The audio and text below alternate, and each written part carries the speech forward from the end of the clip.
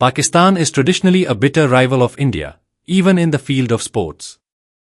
Whenever teams of the two countries play a match, the game appears like a war. However, India's splendid victory in the T20 World Cup 2024 has won many hearts in Pakistan. Here is a glimpse of how former Pakistani cricket players are showering praise on India and its players. मैं पहले दिन से आपसे कह रहा हूं कि Rohit Sharma well deserve captain है इसकी ट्रॉफी के लिए। ये कह रहा था ना मैं आपको बार-बार। बिल्कुल कह रहे थे। मैंने आपसे कह रहा था ना इंडिया वर्ल्ड कप जीतेगी। इंडिया का वर्ल्ड कप जीतना 4 साल पहले का प्रोसेस है। बिल्कुल। ट्रॉफी का आप देख रहे हैं।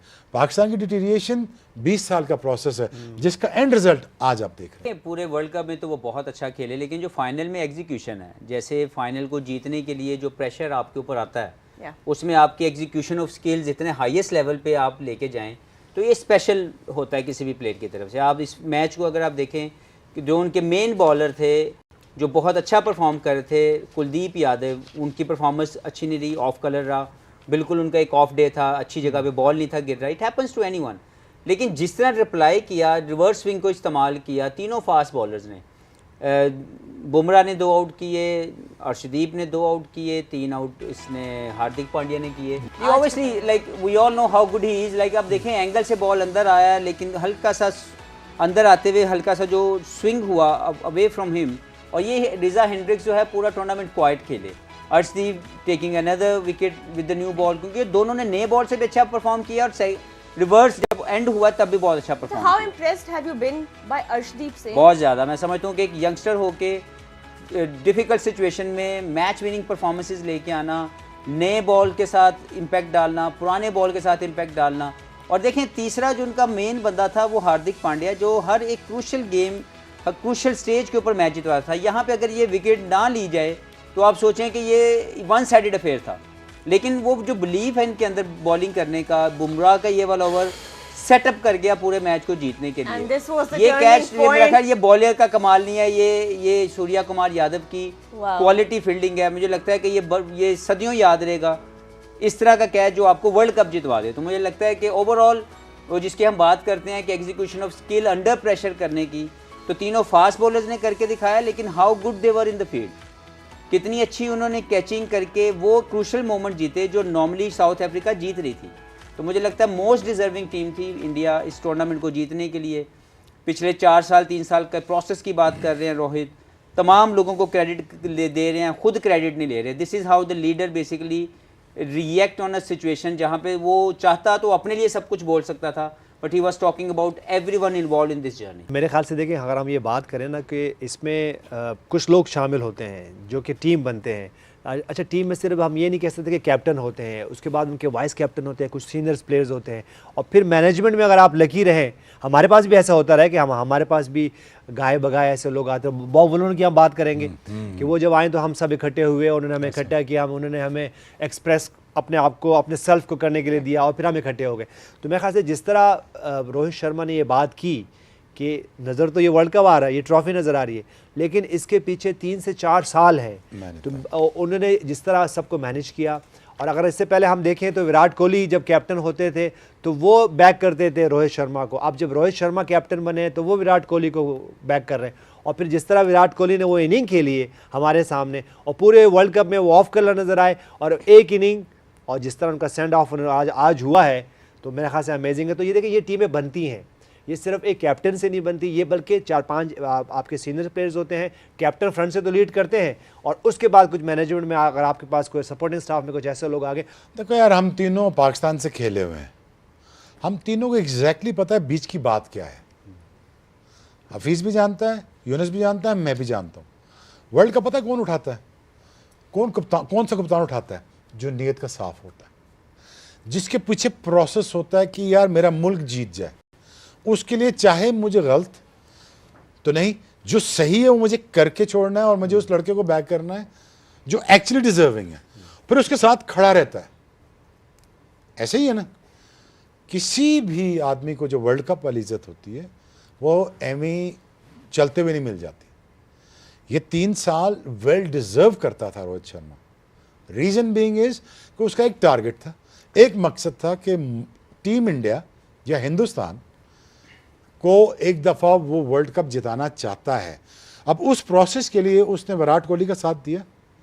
आप भी जानते हो वो नेचुरल ओपनर नहीं है, उसने खिलाया, उससे नहीं खेली जा रही वो गेम, उसकी है ही नहीं। उसको रन बॉल खेलना है, उसको बीच में एक दो चौके मारने हैं, बाद में आगे स्ट्राइक रेट ठीक करने के लिए इधर उधर चलाया तो उसका स्ट्राइक रेट ठीक हो। ये उसकी नेचुरल गेम है, खिलाया। लेकिन मुझे ये बताएं कि हार्दिक पांड्या जिसको उसने रिप्लेस किया as a captain Mumbai Indians के लिए, क्या उसने ग्रज रखी उसके लिए? हार्दिक पांड्या को गालियां पड़ी ग्राउंड के ऊपर बिकॉज ऑफ रोहित शर्मा को रिप्लेस किया मुंबई इंडियंस में। आज Rohit Sharma during the interview उसको आके यहाँ पे इतनी बड़ी किस करके गया है हार्दिक पांड्या को, क्या किए गया है, थैंक यू वेरी मच कि तूने you have completed my dream through your bowlings. ये होता है ऐसा ही thanks giving, this is what you call thanks giving. ये थैंक्स गिविंग के लिए नेतन कप्तान का होना अच्छा बहुत जरूरी होता है। अनफॉर्चुनेटली और fortunately this guy sitting next to me, अल्लाह ने इसको 2009 की क्यों इज्जत दी? बिकॉज इसलिए बनता है। और अगर आप इस टीम की तरफ जाएं तो देखें इंडिया की टीम की ये जिस प्रोसेस की बात कर रहे हैं, हम सब ने ये क्रिकेट खेली हुई और हमें पता है कि जब आप प्रोसेस फॉलो करते हैं कामयाबी मिलती ही मिलती, तुक्का नहीं लगता, वो तुक्का नहीं होता। तो देखें उनके एक दो मरतबा ऐसे आए कि they were very close to win the world cup, they couldn't do that. ये भी एक लर्निंग प्रोसेस कैसा था, जैसे कप्तान खुद बात कर रहे, रोहित शर्मा की अगर मैं बात करूं तो उन्होंने ये बोला है कि हम कुछ ऐसी सिचुएशंस को हैंडल नहीं कर सके which was also a learning curve for us. Now we understand कि everyone how they have to respond accordingly. और मैं ये समझता हूँ कि सारे प्रोसेस को अगर आप हार्दिक की बात करें, हमेशा जो अच्छा प्लेयर है या जो बड़ी स्टेज को के अंदर परफॉर्म करना चाहता है वो छोटे मोमेंट्स कैच नहीं करता, वो बड़ी जगह का इंतज़ार करता है। अगर आप बात कर लें कोहली की तो उसने क्वाइट रहा, उसके ऊपर काफ़ी क्रिटिसिज्म हुआ, लोगों ने उसको काफ़ी तरीके से कहा कि शायद ये he is done and dusted. देखें प्री मिच्योर है, लेकिन गौतम गंभीर की जो स्टेटमेंट थी before end of this tournament, I think that was very pre mature statement from someone who might be the next coach for India. वो ऐसी statement दे रहा है, I think that wasn't the right time. ये ख़त्म होता फिर बात करते, लेकिन ये क्वाइट मैसेज है कि जो बड़ा प्लेयर है वो उसको कैसे आपने डील करना है, that is also very important to understand. Rohit Sharma या विराट कोहली ये यंग नहीं हो जाएंगे, लेकिन वो किस लेगेसी को उन्होंने छोड़ा है that will be remembered always. So I think Kohli का आज रिटायरमेंट देना, I think one of the I would say kind of a shut up call to everyone कि वो एक ग्रेट प्लेयर है और उसने अपने ग्रेट जोन में रहते हुए एक वर्ल्ड स्टेज को जीत के अपने मुल्क को दे के एक विनिंग मोमेंट दे के उसने अपना एग्जिट लिया है इस फॉर्मेट में। अभी वो वनडे और टेस्ट में रिटायर नहीं हुए, लेकिन इस फॉर्मेट में I think he given a best statement to everyone. और मैं ये समझता हूँ कि ये हमेशा की तरह वो बात है कि good thing happen to the good people. और ये अगर ये बात वाकई सच है तो वो हमें नज़र आ रही है रोहित को ये ट्रॉफी लिफ्ट करके, विराट कोहली का फाइनल के अंदर परफॉर्म करके, और राहुल द्रविड़ का आखिरी मैच जो एज ए कोच वो कर रहे थे वहां पे इस तरह का exit, I think they deserve that. इस टूर्नामेंट की बेस्ट फील्डिंग साइड और बेस्ट कैप्टन इंडिया रहा। हम कह सकते हैं कि जो टीम डिजर्व करती थी, बासित भाई, जो टीम डिजर्व करती ट्रॉफी उठाना उसने उठाई है। भारत की टीम ने थ्रू आउट जितनी परफॉर्मेंस अच्छी थी उनकी, मैच से पहले तो आप बोल सकते थे कि इंडिया डिजर्व करती। सही है, सही है। जो क्लासन ने इनिंग्स खेली थी उसके बाद मेरा ख्याल है साउथ अफ्रीका को जीतना चाहिए था 100%। ये मैच उन्हें भी यकीन नहीं आएगा। और जो अभी शाहिद भाई ने कैच की बात करी, कमाल, एक अक्षर पटेल का कैच, सही, एक स्काई का कैच, उन्होंने बता दिया कि वो लोग ऊपर ही जा रहे हैं। रजीत साहब, इतनी प्रेशर सिचुएशन में आप बाउंड्री लाइन की नोक पे खड़े हैं, आखिरी ओवर है, 6 पे 16 चाहिए और आपको पता है कि अगर ये गया तो फिर 5 पे 10 है, यानी वर्ल्ड कप, वो वर्ल्ड कप पकड़ा है। असल में उन्होंने बार बार वर्ल्ड कप पकड़ा है, छोड़ा है, पकड़ा है, फिर आखिर जो है वो होल्ड कर लिया है। देखिए यही तो बात है, नर्व्स पे काबू रखना जो हम बिग मैच का कहते हैं, वही इंपॉर्टेंट चीज होती है। और जिस तरह से क्लासन मार रहे थे और जो शानदार उन्होंने इनिंग खेली है, उसके बाद सिर्फ नर्व्स पे काबू रखा, waiting for one chance. Chance उन्हें मिला क्लासन के आउट होने के बाद और उन्होंने बड़ी खूबसूरती से ग्रैब किया।